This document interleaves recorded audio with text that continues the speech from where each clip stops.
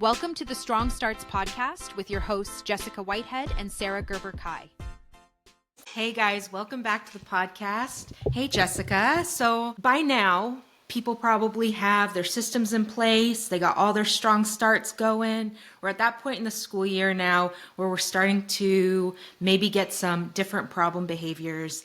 And so I thought that we would talk today about compliance and specifically what to do when kids say no. Yes, and this is definitely a hot topic. I hear it on social media. We hear it in our setting. We hear it from parents. We have students saying no, crumbling their work, they elope from classrooms, they're throwing objects. And then we hear staff members say things like kids just need to follow directions the first time. Kids can't do whatever they just want to do. They need to be able to sit down and do their work. I've tried everything and they still won't do it. Okay, so then Jessica, why are kids saying no? Why do these problem behaviors even occur? Well, let's just face it, school isn't built for the learners we have. We pulled some interesting data from a variety of sources, like the CDC, the COE, and we'll cite those in our show notes. But we have, 11% of students are diagnosed with ADHD, 15% of our students are on IEPs, 3.3% of our students are on 504s with no IEPs. This one was staggering. 32% of students are diagnosed with anxiety. Yep. 40% of high schoolers have some sort of depression, feeling of hopelessness. 3 to 6% of our students have oppositional defiant disorder. 7.5% of our students have PTSD. 3.2% have autism. 64% of our students have had at least one traumatic event in their lifetime. 0.2% of 12 to 19-year-olds have hearing loss. 7.24% have low vision or severe visual impairment. 3% of our students have conduct disorders. 2.5% of our students experience homelessness under McKinney-Vento. 14% of our students at least are in poverty. 1% of our students are in foster care. 10.6% of our students are multilingual learners. 10% of our students have been retained. And 1% of our students have parents who are deployed, and 20% of our students receive some sort of mental health therapy. And just to put that in perspective, that's what's been identified and diagnosed. Well, Jessica, and I know that the context for all of this is important too. So can you give us a little bit more context for why kids are saying no? Yeah, kids are saying no because their needs aren't being met. And that can be for a few different reasons. Right now, we're experiencing a lot of staff burnout in education. Mm-hmm. Staff are struggling to get support for implementing accommodations, plans, IEPs, changes in curriculum. There's policy changes, there's funding concerns, staff shortages, and all that can really cause some stress among. Oh yeah, absolutely. And we have all these stressors, all these different demands. It makes our tolerance for any additional demands, any additional help, any additional changes so much lower. And you're right, we are seeing a lot of burnout. And with burnout, also comes apathy, also comes feelings of disillusionment, like, hey, I know needs aren't being met, but I really don't know what to do about it. And I don't know if I have the capacity to do anything about it right now. So that's definitely part of it. But I know there's also some developmental context. Well, we have to remember too, with all these academic demands that we have for students, attention span varies. And I know that even adults have lower attention span. When I'm in a professional development or a staff meeting, I know I have a threshold, right? After a while, I start zoning out and I start thinking about other things. And in an ideal situation, we have attention spans for 5 to 6-year-olds around 12 minutes. And like I said, this is ideal. But if you've worked with 5 to 6-year-olds, you could question that 12 minutes. 7 to 10-year-olds around 20 minutes, maybe. 11 to 15-year-olds around 30 minutes. And factors like mental health diagnoses, trauma, and developmental delays significantly impact that time frame. If we're teaching and we're drilling a worksheet, that 12 minutes for a 5 to 6-year-old probably is a lot lower. So when we think about those timeframes of attention span, that is for something they want to do, a preferred task, something they want to engage in. So it's very difficult for teachers when we have these students in our classrooms, for elementary up to 7 hours in a day. For secondary, they have these hour-long blocks, maybe 45-minute blocks of time, and they have to sustain that attention for students. Well, okay, but don't teachers don't we have to do worksheets? Like, isn't that just part of it? I don't think there's a policy out there that says teachers have to give worksheets, but there is a push for academic achievement, which I think results in more paper pencil tasks. And especially since students at the end of the year have to take state testing where they have to read text on a computer screen or on paper and they have to answer questions. The push for academic achievement is hard. It is tough. I've been there where, oh my gosh, my state test scores are going to be reported, and I'm going to be judged based on how my students perform on this test. And the pressures for that, it's not developmentally appropriate for students. I mean, when I taught third grade and I'm watching these 7, 8-year-olds sit there for hours taking a state test, that's just not developmentally appropriate for kids. Because we have districts like Houston ISD where teachers receive performance pay. In Utah, they're piloting a program where teachers can receive bonuses based on how students perform. And even some areas of Texas where they have different reward systems for teachers depending on how their students perform on state tests. So when we have those pressures put on staff members, it's easy for staff members to transfer that pressure onto students. Okay, we gotta get these kids ready for the test, so we gotta prepare the worksheets. We have to get this much instructional minutes in. Did we make sure we cover everything? And so when that is put into the classroom, kids feel it. Kids feel the stress. Then as a result, they're like, no, I don't want to do this anymore. You have given me all these worksheets, or we have done this lesson over and over again, or I have sat through this math lesson for 15 straight minutes and I can't understand it. I don't want to sit through it. And so we're seeing problem behaviors as a result. Well, in that context, I think is so important because it just shows how the legislation is so far behind the science of what we actually know about learning and what's developmentally appropriate. And you were telling me, Jessica, that the last big reform in education was in 2001 with No Child Left Behind. And even then, a lot of our funding model and our standards or the way we assess is still based in the 90s. So we're talking about, 30 years ago.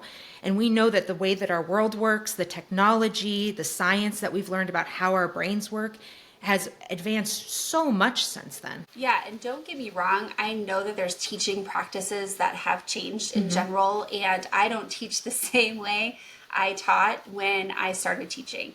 No Child Left Behind was put in place in 2001. We still have these pieces in place. And you're right, times have changed. We have seen such a big change in mental health. We have seen a big change in technology, how students and adults are accessing information. And so as people have changed, you're right, education has not kept up with their needs. So beyond that larger context, when we kind of come back into the student themselves, are there any other reasons why students are saying?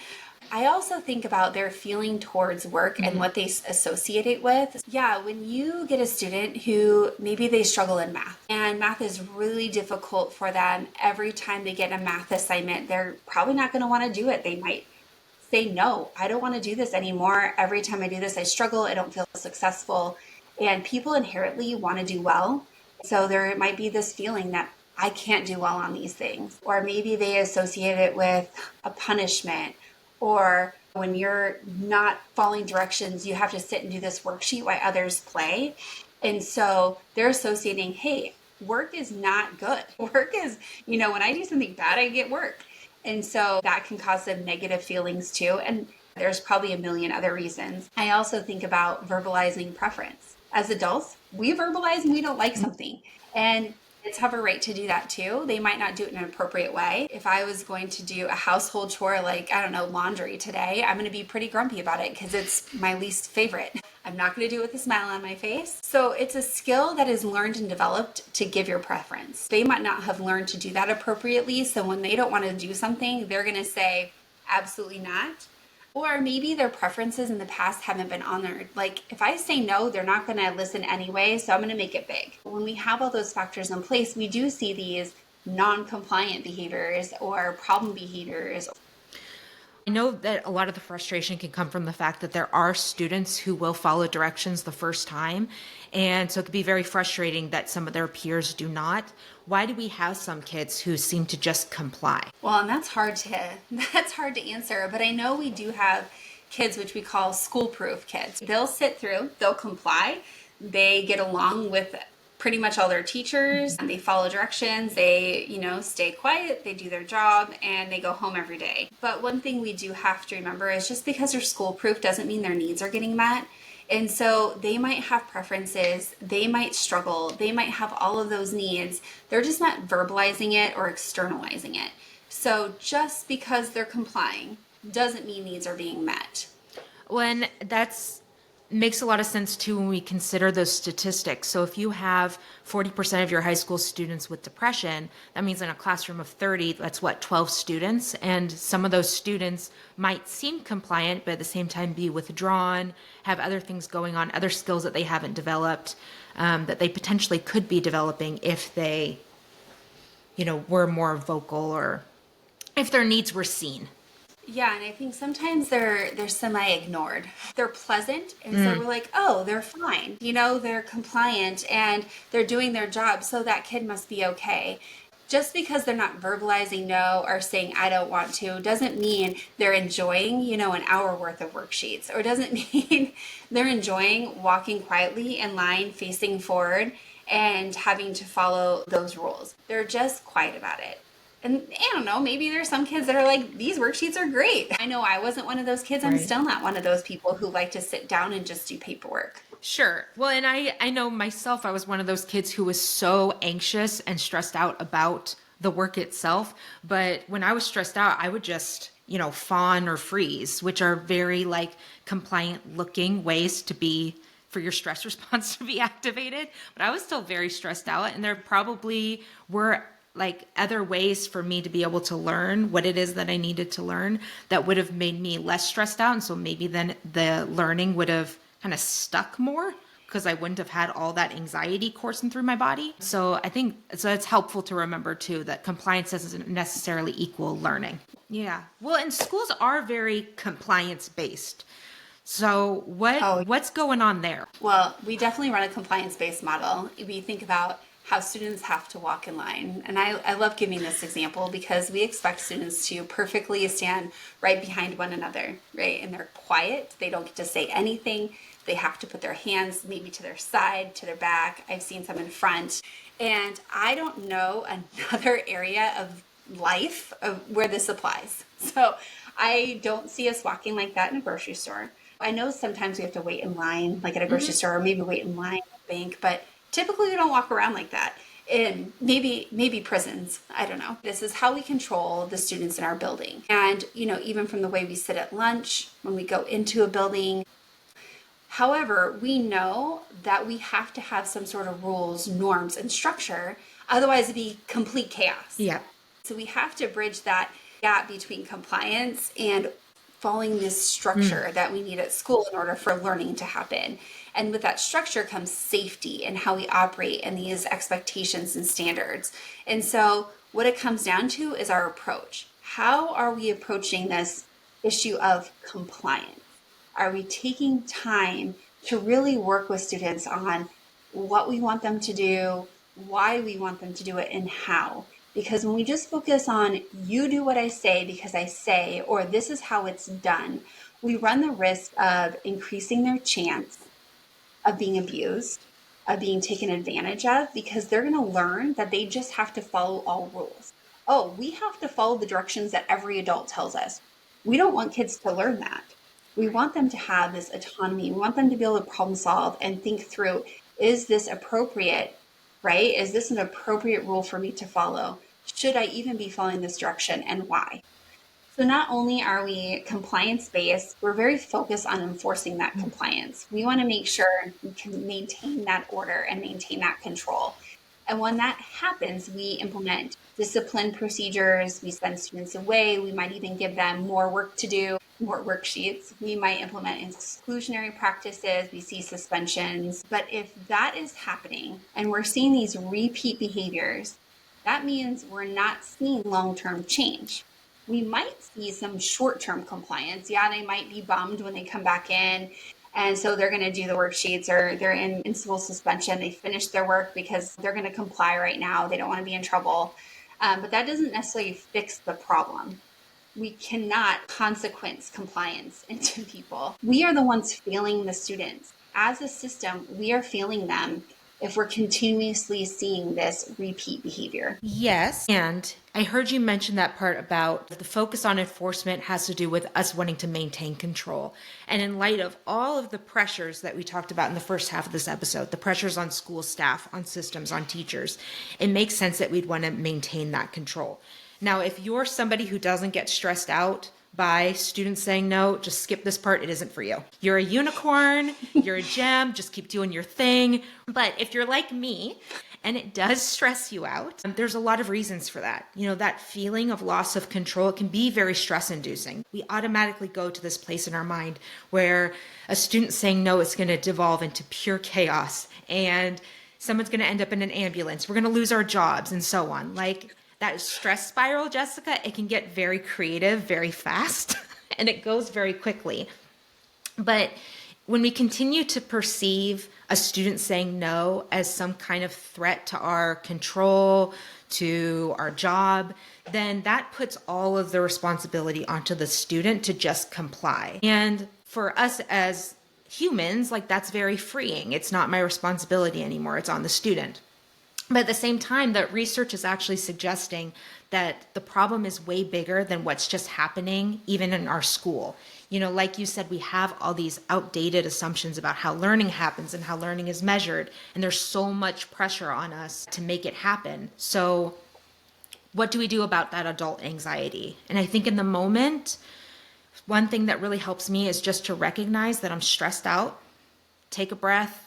I like to ground myself by just feeling my feet on the floor or squeezing my hands, anything to just kind of like relieve that anxiety initially. And then I think that something that can also really help is if we can just kind of flip the script on ourselves. First, by starting by accepting what we can't change. I can't change everything that you told us, Jessica, about who's in the room. All those statistics, honestly, they were stressful. They gave me some anxiety, but we can't change it. But we can change what we can change, what's within our control. We'll talk about that more in a minute. And we can also flip the script on what's happening in that situation. So a student saying no, it's not a personal attack on me.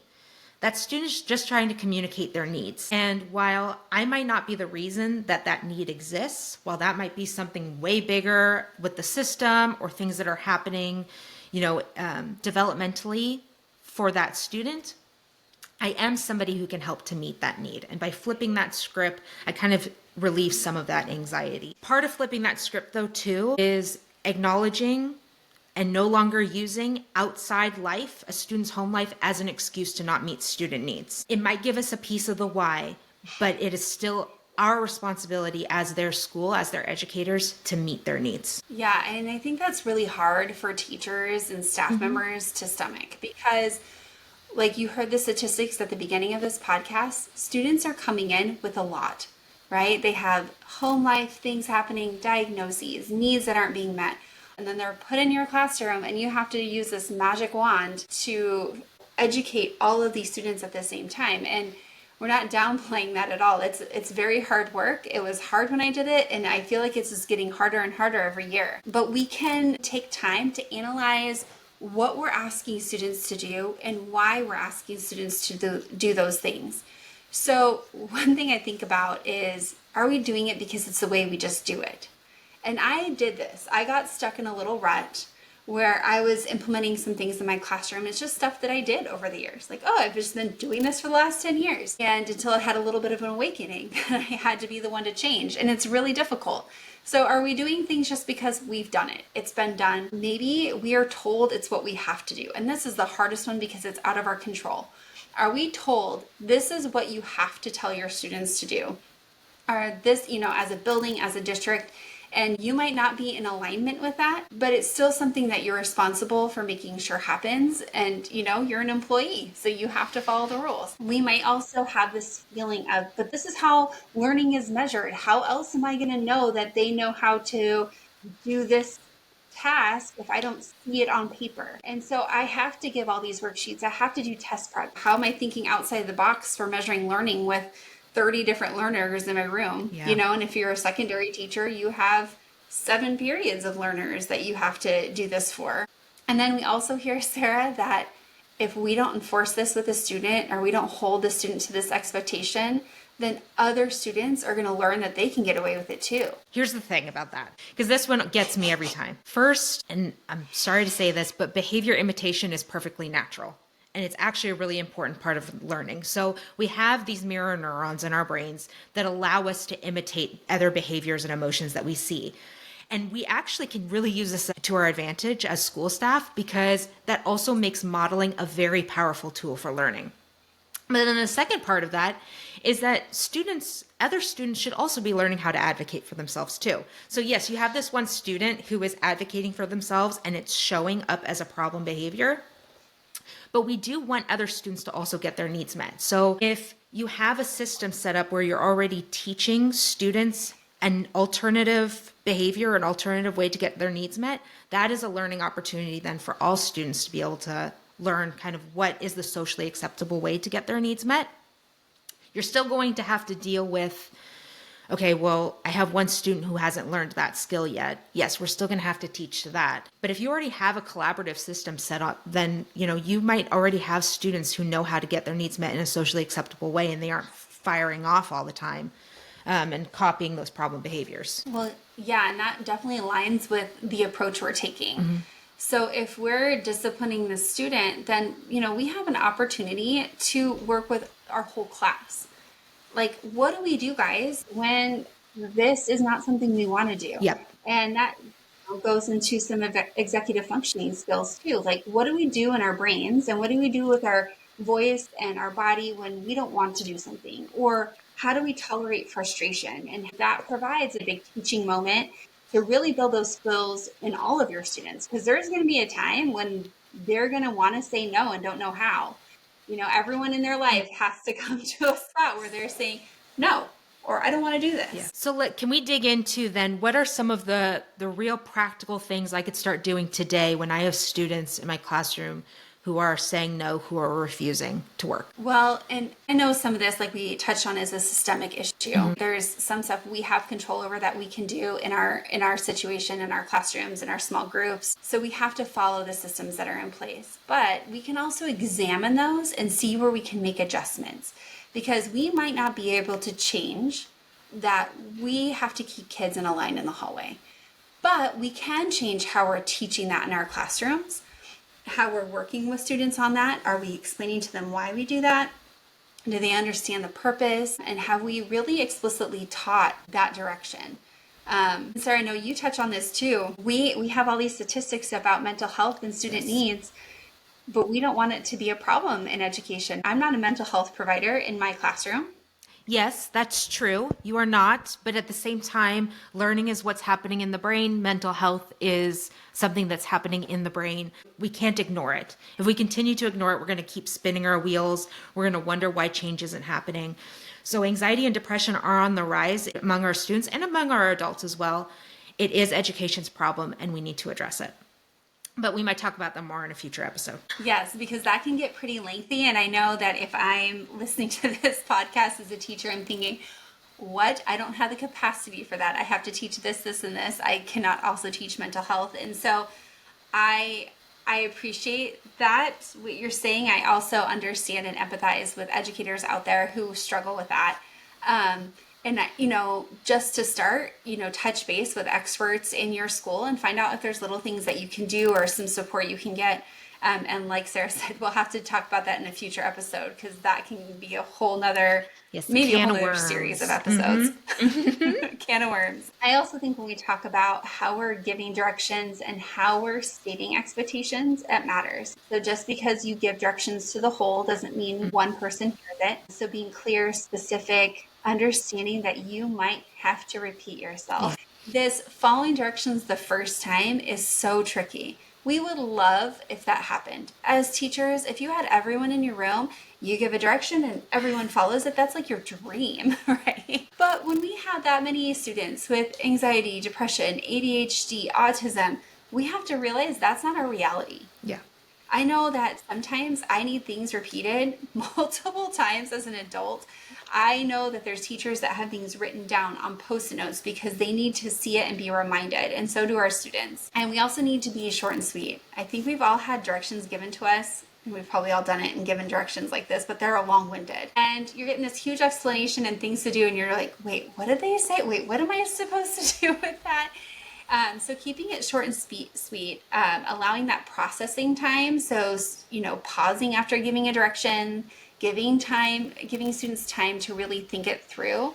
So if you're giving a direction, they don't do it within the first second, wait a minute, they might have to think about it. Offering some modeling opportunities, showing what that direction looks like, providing checklists and visuals, all of those can help just make those directions clearer. So there is a possibility they're just saying no because they don't know what to do. That makes sense. So what do we do then? Okay, in the moment, a student says no. How do I address it in my classroom? Well, calling them out in front of the class is easy, but it's also the most detrimental. So they're saying no, and maybe they're across the room and you're saying, you need to sit back down or get out that paper like I asked you to. That is really going to escalate the situation. And then as a teacher or as a staff member, you're going to get escalated as well. And so it just becomes this power struggle. You don't want to get into this power struggle. You're talking to the kid in front of the peers and everyone knows what's happening.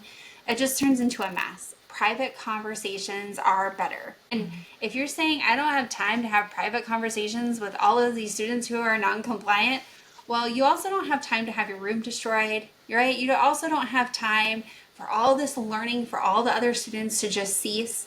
So anytime that you can quietly address it in private is going to be more beneficial for all learners. Absolutely. And starting by digging into the reason, when you're having those private conversations, start there. Well, why? I think oftentimes I find myself just digging right into the teaching of, okay, but we have to follow this skill or we have to follow this direction. It's really important. It's good. It's, it's helpful for you, blah, blah, blah. If I slow myself down and I ask myself, hey, what's going on? What is it that you were needing or why didn't you want to do this assignment? It can help to uncover all sorts of needs that aren't being met. And it's it's kind of simpler way to be able to pull in a student, engage them, and get into that collaborative space early on. I mean, we have over 60% of our students experiencing some sort of traumatic event while they're in our care. And so it's our responsibility to implement trauma-informed practices. We can just assume that most of our kids are facing that. So anything we can do to increase access, to help them feel comfortable, to help them feel safe, to reassure them, letting them know that we're there to support them, we're there to keep them safe, we're there to help them. And it's not just telling them, it's showing them that as well. That's really important. And we also have to hold ourselves accountable and each other accountable for implementing all these practices. Are we reflecting that, do I have developmentally appropriate practices? I have so many kids saying no.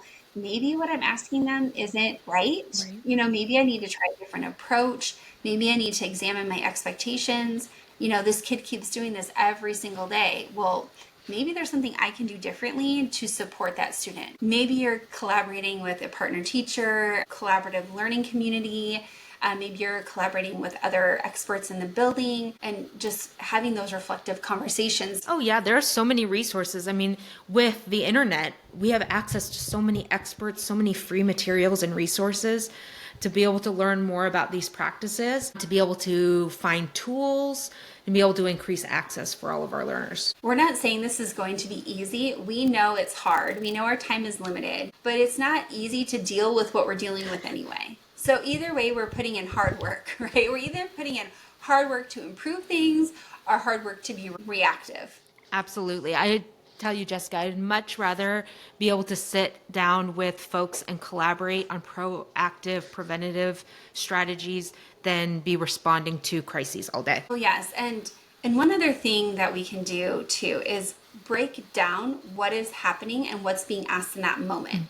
So, for example, if you're having a student sit down and do a worksheet, you're asking them to have sustained attention, to stay in their space, to manage their body, and all those executive functioning skills that they might not even be ready for, along with the academic demand of, taking previous knowledge, incorporating the new knowledge, the new learning that they have in the classroom, and they're putting it all together to be able to translate it onto paper. And so when we break down the skills, we have to think, is there a skill that we can work with them on? Do they need time management? Maybe every time they hear, oh, you have 10 minutes, they just break down. Like to them, 10 minutes is just, I don't know what 10 minutes is, or I don't know if I can do this in 10 minutes. I need longer than 10 minutes. What if I only take 5 minutes? Am I not good? Is my work not good enough? There's so many things we can break down. And so if we're looking at the actual executive function of what direction to follow, how do I even absorb a direction, process it, and then follow that direction? There's some things that we can do just to support the direction following piece. One thing I loved, no matter what age I taught, what grade level, what group of learners I had, I loved to just play games with them, like Simon Says, some drawing games where they have to draw based on verbal directions, scavenger hunts, red light, green light, follow the leader. Conductor is a good one. And please do not shy away from board games or card games. We don't get enough of that anymore in homes. And they are great. They have to read directions. It's turn taking. There's a lot of math that's involved, a lot of literacy involved. And so incorporating board games in the classroom is a no-brainer to me. It teaches so many skills. We can make maps, you can create posters, and all of this based on directions that you're giving students to follow. Building Legos is another good one where they have directions. They have to make a creation based on those directions. We also have electronic tools. We have Minecraft for Education as a big one where you give them directions and they have to go create online. And so we can take these pieces and make that skill teaching fun, and we're just focusing on the skill, that can really help students develop that following direction skill over time.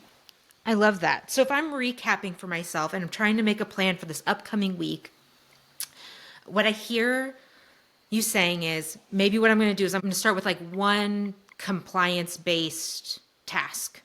And I'm going to take that and I'm probably going to start by examining, okay, what is it that I'm asking students to do and why am I asking them to do it? What is the real ask there?